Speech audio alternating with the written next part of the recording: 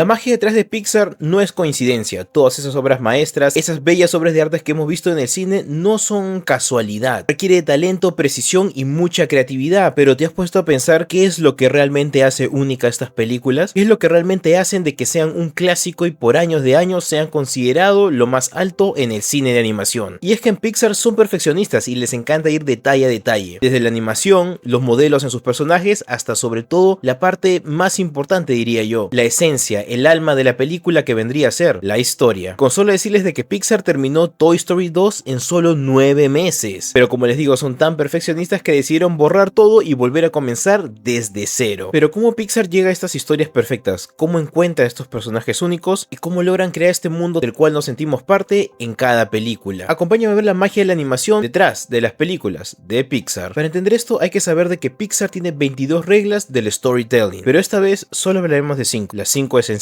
que hacen que estas historias sean realmente únicas. La primera es la estructura. Todas las películas de Pixar comienzan de la misma manera. Nos muestran a los personajes, su entorno, su hábitat y cómo transcurre su vida de forma cotidiana, hasta que esta tranquilidad bajo la que viven se ve amenazada por el cambio inesperado. El resto de la película se trata de la lucha del personaje contra este cambio, hasta que a través de la experiencia aprenden una lección. Y desde ahí ya vemos que las películas de Pixar se tratan básicamente de estos cambios constantes. Por ejemplo, en Toy Story fue la llegada de un nuevo juguete. En Monsters Inc. la llegada de un elemento de una persona que cambiaría la forma de pensar de los personajes. Y en Up, pues la muerte de un ser querido. La película cuenta la historia y lo difícil que es para ellos aceptar o adaptarse a estos cambios. Pero lo que hace único al mundo de Pixar es que los personajes pueden aprender y crecer de estos cambios. Ellos simplemente todavía no se dan cuenta de esto. Pero para nosotros como viewers es tan claro, ya que Pixar hace un excelente trabajo y nos ayuda a entender el conflicto y de quiénes estamos hablando. Lo cual nos lleva a nuestro siguiente punto. Gran parte de la magia de Pixar está en sus personajes. Y estos se sienten tan únicos y complejos, incluso hasta muy reales. Y eso es porque Pixar y sus escritores les dan opiniones. Y a veces estas opiniones no necesariamente tienen que ser agradables o positivas. Simplemente tienen que ser entendibles. Y darle a los personajes opiniones es importante porque con el tiempo incitan a lo que son las emociones. Y estas emociones son claves porque es lo que utiliza Pixar para darle vida a sus personajes. Por ejemplo, Woody, que se pone celoso porque llega un nuevo juguete y la atención de Andy se desvía hacia este. Y luego Woody quiere algo que a veces todos queremos y buscamos, y es que todo regrese a como era antes. Estas ideas y sentimientos son universales, son algo a lo que cualquiera se puede relacionar, tanto niños como adultos. No necesariamente siempre son buenas, pero son honestas, y esta honestidad es la que nos ayuda a relacionarnos a estas. Y aunque Pixar tiene una variedad increíble de villanos, creo que sus historias y sus personajes brillan más cuando no tienen uno. Y son estas emociones honestas pero malas quienes se vuelven realmente el villano. Si se fijan en Toy Story, el villano de la historia no es Sid, son los celos de Woody que ocasionan el conflicto en toda la película. Otro ejemplo muy claro puede ser Remy de Ratatouille. En este caso Remy rompe las reglas, desobedece, insiste en cocinar y esto pues ocasiona un caos en la cocina, ya que Remy quiere tener algo que el mundo le dice que no puede tener. Y cuando estos personajes se resisten al cambio, Pixar les tira retos en formas de coincidencias. Y Pixar no tiene miedo en usar estas, a veces son provocados por los personajes indirectamente y a veces simplemente son pura coincidencia. Y mientras en un mal guión se utilizan estas coincidencias para poder salir de problemas, Pixar las utiliza para meter a sus personajes en problemas. Estas ponen a los personajes en una situación difícil, obligando a confrontar los problemas, adaptarse e incluso cambiar. Pero Pixar jamás les da una manera fácil de salir, son los mismos personajes quienes deben resolver. Esto hace que el riesgo aumente y que los problemas sean más personales. Incluso en esos momentos donde algo resuelve de una manera inesperada ese conflicto, es simplemente como una recompensa hacia el personaje y sobre todo un chance increíble para ese momento único. Y una vez que se encuentren problemas, es el momento en el que Pixar cambia el enfoque a con quienes está pasando esta experiencia. Y ahora en el siguiente punto, arroja al protagonista a su opuesto polar. Los villanos son realmente una herramienta muy útil, y es porque gracias a los villanos podemos entender más incluso a nuestro protagonista. Siendo el villano el personaje que encarna todo lo opuesto, Pixar utiliza estos villanos por la misma razón, y muchas de las veces estos son introducidos como personajes secundarios. Está de más decir que Pixar ha sido influenciado seriamente por el género de películas de compañeros, y creo que este género es la inspiración perfecta para Pixar, ya que lo que intentan hacer a través de sus historias es darte una lección, ya que nosotros en el día a día aprendemos de otras personas, aprendemos de opiniones que son parecidas a las nuestras e incluso de las que son opuestas totalmente. Y esto aplica en el universo de Pixar. En Up, Carl logra superar la muerte de su esposa a través de una aventura que vive con un chico que se parece mucho a él cuando era niño, pero es el opuesto del hombre en el que se ha convertido. La película pone a dos fuerzas opuestas a atravesar toda una serie de retos, y así los dos personajes no tienen otra opción más que estar juntos y aprender del uno y del otro, y crecer, y eso nos lleva a nuestro punto final, la lección, o como me gusta llamarle personalmente, el momento Pixar. Ese momento preciso donde todo hace clic, donde todo tiene sentido y todo encaja, donde tanto los personajes como nosotros entendemos de todo lo que se ha tratado esta aventura y experiencia. Y es aquí donde malas historias terminan incluso aún peor. Están tan desesperadas y tan enfocadas en solo darnos un montón de temas y motivos, gritando dame atención por favor. Pero en el caso de Pixar todo es mucho más sutil. Pixar cuenta la historia de la manera en la que nosotros aprendemos nuestras lecciones en el día a día. Estas son inesperadas, no son fáciles y fallamos constantemente en el proceso. Pero al final de todo vemos con claridad el por qué valió la pena tomar ese viaje. Y todo se siente tan real y orgánico porque aprendemos con estos personajes, en vez de simplemente aprender de ellos. Y esto es realmente una belleza de storytelling. No hay duda en que Pixar tiene el manejo perfecto de cómo contar una historia, pero realmente creo que su fortaleza está en saber de qué se trata la historia realmente. Podría tratarse de un robot abandonado, una familia de superhéroes, tal vez juguetes, o incluso la historia de un señor que intenta superar la muerte de su esposa. Pero al final de todo realmente la historia se trata sobre nosotros.